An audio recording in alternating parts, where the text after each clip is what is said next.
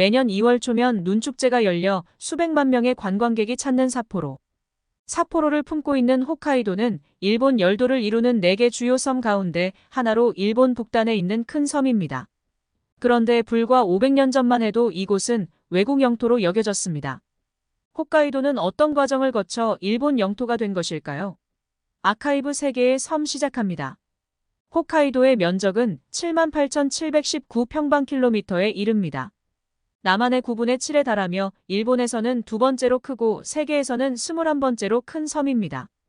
현재 일본을 이루는 47개 도도부현 가운데 유일한 도입니다.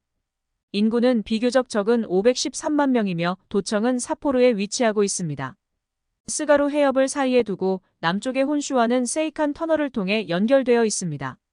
북쪽은 라페루즈 해협을 사이에 두고 러시아의 사할린 섬과 접해 있고 동쪽은 쿠릴 열도와 마주해 있습니다. 넓은 면적을 산지가 차지하고 있습니다.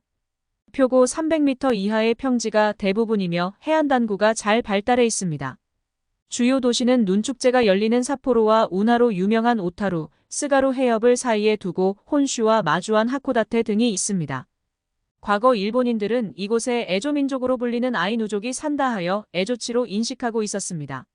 16세기 이후 일본인들이 섬의 남쪽 끝에 정착지를 세우기 시작했습니다.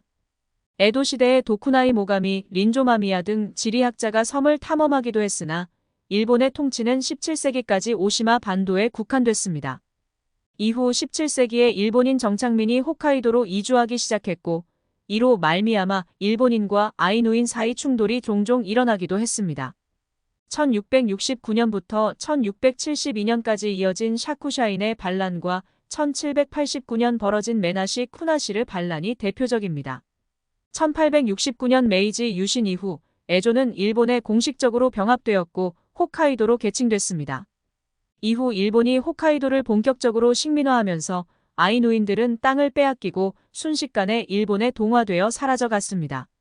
일본 정부는 1871년부터는 아이누족의 전통 종교와 문화를 금하는 정책을 제정하고 1876년 창씨개명을 공표했습니다. 1899년 홋카이도 구토인 보호법을 제정해 아이누어 사용을 금지하고 그들의 토지를 관유지로 몰수했습니다. 1997년에 제정된 아이누 문화진흥법 역시 그들을 경계 밖으로 몰아냈습니다.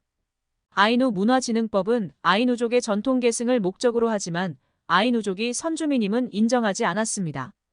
선주민으로 인정하면 홋카이도에 대한 영유권 인정으로 이어지며 이것이 그들의 독립을 초래할 가능성이 있기 때문입니다.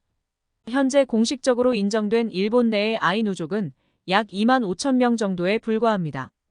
내년 2월 초 눈축제를 구경하기 위해 삿포로에 가게 된다면 눈축제의 매력에 빠져들기 전 아이누족의 슬픈 역사를 한번 되새겨보면 어떨까 합니다.